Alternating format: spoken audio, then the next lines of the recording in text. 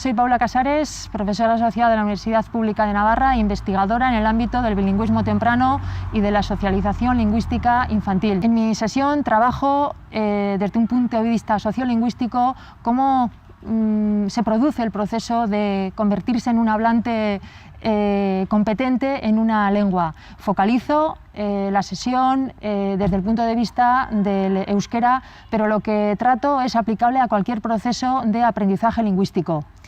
Los niños se convierten en hablantes competentes de una lengua gracias a la exposición intensa, cotidiana y con diferentes interlocutores que tienen en esa lengua, es decir, gracias a las oportunidades de uso y a la motivación que su entorno les da para la utilización de la lengua.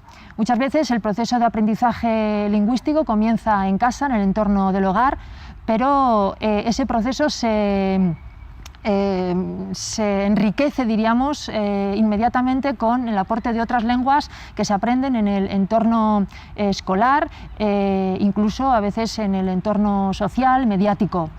Lo que vamos a tratar es cuál es la aportación que las familias pueden hacer en este proceso. Familias que saben euskera o que no saben euskera, cómo pueden acompañar a los niños, cómo pueden motivarlos, cómo pueden darles oportunidad de uso, que es lo que cualquier aprendizaje lingüístico necesita.